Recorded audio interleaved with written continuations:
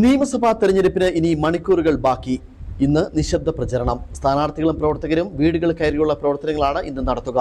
അവസാന വോട്ടും കൈപ്പിടിയിൽ ഒതുക്കുക എന്ന ലക്ഷ്യത്തിലാണ് മുന്നണികളും സ്ഥാനാർത്ഥികളും.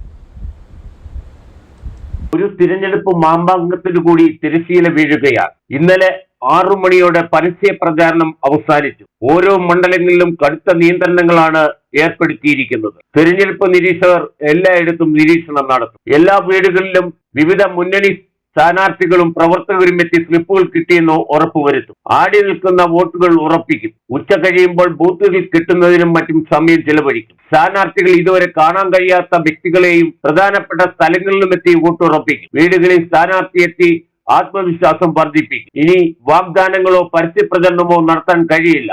ഇന്ന് രാവിലെ 8 മണി മുതൽ പോളിംഗ് സാമഗ്രികളുടെ വിതരണം നടക്കും. ആദ്യം ദൂരസ്ഥലത്തുള്ള ബൂത്തുകളിലേക്കാണ് പോളിംഗ് സാമഗ്രികൾ വിതരണം നടത്തുക. ഇതിന് ആവശ്യമായ വാഹനങ്ങൾ നേരത്തെ തന്നെ ഉദ്യോഗസ്ഥർ ക്രമീകരിച്ചിരുന്നു. ഇനിയുള്ള മണിക്കൂറുകൾ സ്ഥാനാർത്ഥികൾക്ക് ഏറെ നിർണായകമാണ്. അതിനാൽ ഇന്നും സ്ഥാനാർത്ഥികൾ മണ്ഡലത്തിലുടനീളം ഓട്ടപ്രദർശനത്തിലാവും. Idukki vision news, Upputhara.